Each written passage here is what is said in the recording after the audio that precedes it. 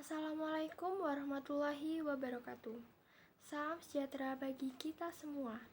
Perkenalkan, nama saya Elena Indira Haryani dari kelas 12 IPS 3, absen 7. Pada hari ini saya akan menayangkan hasil presentasi yang telah saya buat dengan tema perubahan sosial di masyarakat. Apa itu perubahan sosial? Perubahan sosial adalah perubahan dalam masyarakat terhadap sistem sosial yang memengaruhi budaya dan struktural masyarakat. 5 teori perubahan sosial. 1. Evolusi. 2. Linear. 3. Siklus. 4. Konflik. Dan 5. Gerakan sosial. Pandemi. Pada kesempatan kali ini, saya akan menganalisis dan dari artikel yang saya ambil dari https://lombokpos.jawapos.com/opini/15/07/2020/perubahan sosial di era pandemi/ Perubahan sosial di era pandemi. Kehadiran pandemi coronavirus disease 2019 atau COVID-19 telah mengubah tatanan dunia dalam waktu yang sangat singkat. Barangkali juga tidak ada yang pernah membayangkan bahwa pandemi ini akan menyebabkan derita kemanusiaan yang begitu mendalam. Bahkan dalam waktu yang tidak lama, pandemi ini telah menyebar secara cepat dalam skala luas dan menimbulkan banyak korban jiwa. Secara sosiologis, pandemi COVID-19 telah menyebabkan perubahan sosial yang tidak direncanakan. Artinya yaitu perubahan sosial yang terjadi secara sporadis dan tidak dikehendaki kehadirannya oleh masyarakat. Akibatnya, ketidaksiapan masyarakat dalam menghadapi pandemi ini pada gilirannya telah menyebabkan disorganisasi sosial di segala aspek kehidupan masyarakat. Lebih jauh, kondisi masyarakat yang belum siap menerima perubahan akibat pandemi COVID-19 tentu dapat menggoyahkan nilai dan norma sosial yang telah berkembang dan dianut oleh masyarakat selama ini. Harus diakui bahwa dampak pandemi COVID-19 telah memaksa komunitas masyarakat harus adaptif. Berbagai bentuk perubahan sosial yang diakibatnya. Ragam persoalan yang ada telah menghadirkan desakan transformasi sosial di masyarakat. Bahkan, bukan tidak mungkin peradaban dan tatanan kemanusiaan akan mengalami pergeseran ke arah dan bentuk yang jauh berbeda dari kondisi sebelumnya. Lebih lanjut, wajah dunia pasca pandemi bisa saja tidak akan pernah pada situasi seperti awalnya. Seorang pemikir dan ahli sejarah, Yuval Noah Harari, dalam tulisan artikelnya berjudul The World After Coronavirus yang dimuat Financial Times, menyatakan bahwa badai pasti berlalu, manusia mampu bertahan, namun dunia yang kita tempati akan sangat berbeda dengan dunia sebelumnya. Dengan demikian, segala bentuk aktivitas masyarakat yang dilakukan di masa pra-pandemi kini harus dipaksa untuk disesuaikan dengan standar protokol kesehatan. Tentu ini bukan persoalan yang sederhana, sebab pandemi COVID-19 telah menginfeksi seluruh aspek tatanan kehidupan masyarakat yang selama ini telah diinternalisasi secara terlembaga melalui rutinitas yang terpola dan berkelang. Kehidupan masyarakat justru akan dihadapkan pada situasi perubahan yang tidak pernah dibayangkan sebelumnya.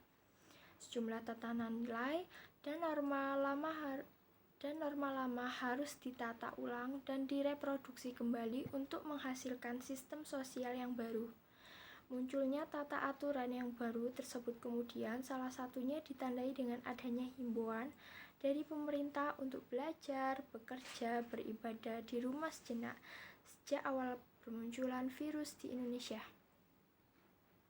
Begitu pula dengan pola kebiasaan masyarakat yang guyup, senang berkumpul dan bersalaman, kini dituntut untuk terbiasa melakukan pembatasan sosial ini.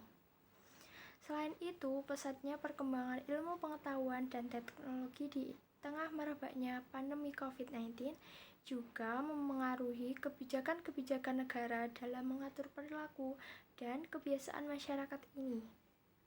Kebijakan physical distancing telah mengubah ragam bentuk perilaku masyarakat yang kemudian mengharuskannya adanya jarak fisik dalam proses interaksi sosialnya. Dalam konteks ini, perilaku dan kebiasaan masyarakat secara konvensional di masa pra-pandemi kemudian diatur dan ditransformasikan melalui pola interaksi secara virtual. Kondisi ini sekaligus mempertegas bahwa fungsi teknologi menjadi sangat penting sebagai perantara interaksi masyarakat di era pandemi saat ini. Selanjutnya, perubahan sosial di tengah pandemi COVID-19 juga telah melahirkan kebiasaan-kebiasaan baru berupa terjadinya perubahan perilaku sosial yang dalam berbagai aspek kehidupan. Berdasarkan hasil survei sosial demografi dampak COVID-19 yang dilakukan oleh Badan Pusat Statistik atau BPS pada tahun 2020 diketahui bahwa sekitar 72% responden yang selalu atau teratur menjaga jarak fisik dalam seminggu terakhir. Sebanyak 80,20% responden menyatakan mereka sering atau selalu mencuci tangan dengan sabun dan menggunakan masker. 82,52% responden selalu menghindari transportasi umum, termasuk transportasi online. Dan sebanyak 42% responden mengalami peningkatan aktivitas belanja online selama COVID-19. Dalam perkembangannya, merespons situasi krisis akibat COVID-19, pemerintah kemudian menerapkan kebijakan yang disebut sebagai kenormalan baru atau new normal.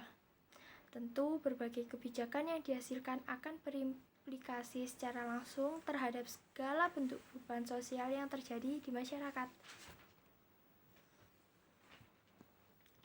Dari artikel di atas, teori perubahan sosial yang tepat adalah teori siklus, yang mana karena secara sosiologis pandemi COVID-19 telah menyebabkan perubahan sosial yang tidak direncanakan.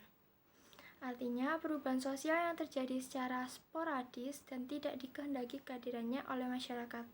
Akibatnya, ketidaksiapan masyarakat dalam menghadapi pandemi ini pada gilirannya telah menyebabkan disorganisasi sosial di skala aspek kehidupan masyarakat, yang mana hal ini sesuai dengan pengertian dari teori siklus. Adapun faktor pendorongnya yaitu ada 4. 1. Bertambah atau berkurangnya penduduk. 2. Adanya penemuan baru dalam bidang komunikasi yang menggunakan daring online. 3. Timbulnya konflik dalam masyarakat yang menyebabkan adanya perdebatan antara kelompok satu dengan yang lainnya. Dan yang terakhir, adanya pemberontak dari suatu daerah. Ada juga faktor penghambatnya, ada 4, yaitu ada beberapa wilayah yang tidak mengetahui adanya COVID-19 sehingga masyarakat membuat pola pikir mereka menjadi masyarakat yang terbelakang. 2. Pola pikir masyarakat yang menganggap bahwa tindakan mereka yang dia lakukan adalah sudah yang paling benar. 3. Sikap masyarakat yang terlalu kental terhadap tradisi turun-temurun. Dan 4. Yang terakhir, lambatnya ilmu pengetahuan yang didapat oleh masyarakat. Baik, cukup sekian presentasi dari saya. Semoga dengan presentasi ini dapat menambah wawasan kalian semua. Dan apabila ada tutur kata saya yang kurang berkenan di hati Anda, mohon dimaafkan. Selamat pagi dan sampai jumpa. Wassalamualaikum warahmatullahi wabarakatuh.